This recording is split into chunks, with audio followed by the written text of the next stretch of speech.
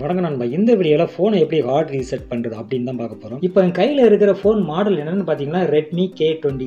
இந்த heart reset எதுக்காக பண்ணுறோன்னு பார்த்தீங்கன்னா, நம்ம ஃபோனை யூஸ் பண்ணிட்டு இருக்கோம், ரொம்ப நாள் யூஸ் பண்ணாமல் அப்படியே வச்சிருந்து திருப்பி எடுக்கிறோம். ஆனால் என்ன பாஸ்வேர்டு போட்டோம் அப்படிங்கிறத மறந்து, அது எந்த பாஸ்வேர்டாக இருந்தாலும், அதாவது நம்பர் லாக்காக இருக்கட்டும், இல்லை பேட்டர்ன் லாக்காக இருக்கட்டும், இல்லை ஃபேஸ் லாக்கு, ஃபிங்கர் பிரிண்ட்டு எதுவாக இருந்தாலும் சரி, இந்த மெத்தடில் வந்து அது ரிமூவ் ஆகிறதுக்கு வாய்ப்பு இருக்குது. இந்த மெத்தடை வந்து எல்லா மாடல் ஃபோனுக்கும் நம்ம வந்து ஃபாலோ பண்ணலாமா அப்படின்னு கேட்டிங்கன்னா, சில மாடல் ஃபோனுக்கு வந்து சப்போர்ட் பண்ணாது. ஏன்னா இந்த ஹார்ட் ரீசெட் வந்து ஃபோன் வந்து சுவிட்ச் ஆஃப் பண்ணிட்டு தான் நம்ம பண்ண போகிறோம். அதே மாதிரி சில ஃபோனுக்கு வந்து சுவிட்ச் ஆஃப் பண்ணணும்னாலே அவங்க வந்து பாஸ்வேர்டு கேட்கும். ஆனால் இந்த ஃபோனில் வந்து சுவிட்ச் ஆஃப் பண்ணுறதுக்கு வந்து பாஸ்வேர்டு எதுவும் கேட்கல. அதனால் இந்த ஃபோனுக்கு வந்து சப்போர்ட் ஆகுது. உங்கள் ஃபோனுக்கு சப்போர்ட் ஆகுதா இல்லையா அப்படிங்கிறத இந்த வீடியோவை முழுசாக பார்த்துட்டு நீங்கள் செக் பண்ணி பாருங்கள். இந்த ஹார்ட் ரீசெட் பண்ணுறதுக்கு முன்னாடி நீங்கள் ஒரு விஷயத்தை தெளிவாக புரிஞ்சுக்கோங்க. ஃபோனில் இருக்க எல்லா டேட்டாவுமே எரஸ் ஆகிடும். அதாவது வீடியோ, ஃபோட்டோஸ், வேறு ஏதாவது டாக்குமெண்ட்டு, PDF ஃபைலு எதுவாக இருந்தாலுமே டெலீட் ஆகிடும். அதை முதல்ல புரிஞ்சுக்கிட்டு பண்ணலாமா வேண்டாமான்னு நீங்களே முடிவு பண்ணிக்கோங்க. ஃபஸ்ட்டு உங்கள் மொபைலை வந்து சுவிட்ச் ஆஃப் பண்ணுங்க. சுவிட்ச் ஆஃப் பண்ணதுக்கப்புறம் அதில் இருக்கிற மெமரி கார்டு, சிம் கார்டு இதை வந்து ரிமூவ் பண்ணிவிடுங்க. அதுக்கப்புறம் பார்த்தீங்கன்னா உங்கள் மொபைலில் இருக்கிற பவர் பட்டனும் வால்யூம் அப் பட்டன், அதாவது சவுண்ட் இன்க்ரீஸ் பண்ணுற பட்டனையும் சேமாக ஒரே டைமில் லாங் ப்ரெஸ் பண்ணுங்கள். ஒரு 3 செகண்ட் 4 செகண்ட் வரைக்கும் நீங்கள் லாங் ப்ரெஸ் பண்ணுங்கள்.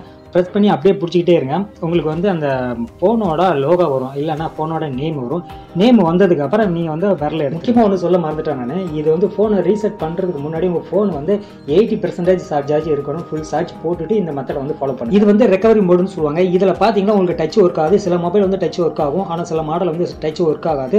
இதுக்கு என்ன பண்ணணும்னா சைடில் இருக்கிற அந்த பட்டனை யூஸ் பண்ணி தான் நம்ம வந்து இதில் இருக்க ஆப்ஷன் வந்து செலக்ட் பண்ண முடியும். இதில் பார்த்தீங்கன்னா ஃபஸ்ட்டு ரீபூட்னு இருக்கும், ரெண்டாவது பார்த்தீங்கன்னா வைப் டேட்டான்னு இருக்கும். இது ரெண்டாவது ஆப்ஷன் தான் செலக்ட் பண்ணணும். அதுக்கு என்ன பண்ணணும்னா சைடில் இருக்க இந்த பட்டன், இந்த வால்யூம் டவுன் இன்க்ரீஸ் பண்ணுற பட்டன் இருக்குது பார்த்தீங்களா, அதை வந்து நம்ம அட்ஜஸ்ட் பண்ணுற மூலமாக மேலேயும் கீழேயும் ஒவ்வொரு ஆப்ஷனையும் நம்ம செலக்ட் பண்ண முடியும். ஸோ செலக்ட் பண்ணதுக்கப்புறம் என்ன பார்த்தீங்கன்னா அதை வந்து கிளிக் பண்ணுறதுக்கு பவர் பட்டனை யூஸ் பண்ணணும். ஸோ பவர் வந்து ஆன் ஆகும் பட்டனை அழுத்தும் போது என்னாகும் பார்த்தீங்கன்னா அடுத்த ஆப்ஷனுக்கு அது போகும். அதுக்கப்புறம் இந்த ஆப்ஷன் வந்து வைப் ஆல் டேட்டான்னு இருக்கும். அந்த வைப் ஆல் டேட்டா வந்து செலக்ட் பண்ணுங்கள்.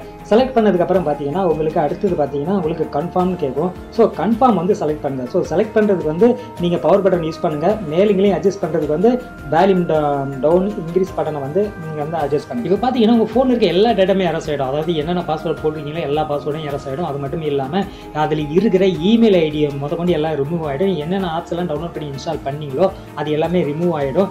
மொபைலில் இருக்கிற டிஃபால்ட்டாக இருக்கிற ஆப்ஸ் மட்டும்தான் இருக்கும். இந்த ப்ராசஸ் கம்ப்ளீட் ஆனதுக்கப்புறம் பார்த்தீங்கன்னா பேக் மெயின் மெனுன்னு இருக்கும். இதை செலக்ட் பண்ணுறதுக்கு பவர் பட்டன் வந்து ப்ரெஸ் பண்ணுங்க. அதுக்கப்புறம் பார்த்தீங்கன்னா ரீபூட்னு ஆப்ஷன் வரும். அந்த ஆப்ஷன் வந்து செலக்ட் பண்ணுங்க. அதை செலக்ட் பண்ணதுக்கப்புறம் பார்த்தீங்கன்னா சிஸ்டம் ரீபூட்னு வரும், இல்லைனா ரீபூட் சிஸ்டம்னு வரும். அதை வந்து செலக்ட் பண்ணுங்க. பெரும்பாலும் இந்த மாதிரி ஹார்ட் ரீசெட் பண்ணும்போது இந்த பட்டன் தான் ஒர்க் ஆகும், அதோட டச் வந்து ஒர்க் ஆகாது. பட்டன் மூலமாக நம்ம செலக்ட் பண்ணுற மாதிரி இருக்கும். ஸோ மூவ் பண்ணுறதுக்கு வந்து வால்யூம் அப் டவுன் இந்த பட்டனை யூஸ் பண்ணலாம். அதுக்கப்புறம் செலக்ட் பண்ணுறது வந்து பவர் பட்டனை யூஸ் பண்ணி செலக்ட் பண்ணணும். இந்த ரீபூட் சிஸ்டம் நீங்கள் செலக்ட் பண்ணதுக்கப்புறம் ஃபோனோட நேம் வரும், அதுக்கப்புறம் லோகோ இந்த மாதிரி வரதுக்கு வாய்ப்பு இருக்குது. அதுக்கப்புறம் பார்த்தீங்கன்னா இது வந்து மறுபடியும் ஃபோன் ஆன் ஆகிறதுக்கு கொஞ்சம் டைம் எடுத்துக்கும். ஸோ அதுக்காக தான் நான் ஃபஸ்ட்டே சொன்னேன் 80% சார்ஜ் போட்டு வச்சிருங்க அப்படின்னு.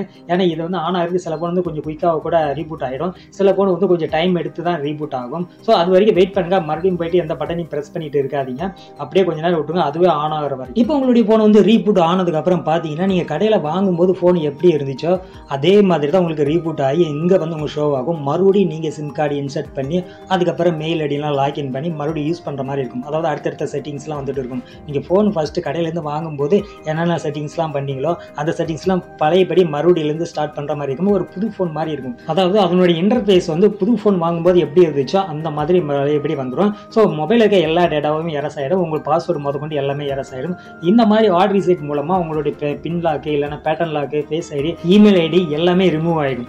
ஓகே நண்பா, இந்த இன்ஃபர்மேஷன் உங்களுக்கு யூஸ்ஃபுல்லாக இருந்துச்சுன்னா எப்போதும் சொல்கிறது தான், இந்த வீடியோ லைக் பண்ணிட்டு ஷேர் பண்ணிடுங்க. இது போல இன்ஃபர்மேஷனுக்கு மறக்காமல் நம்ம சேனலை சப்ஸ்கிரைப் பண்ணி வச்சு அடுத்த வீடியோவில் வேற ஒரு தகவலோட மறுபடியும் உங்களை வந்து மீட் பண்ணுறேன்.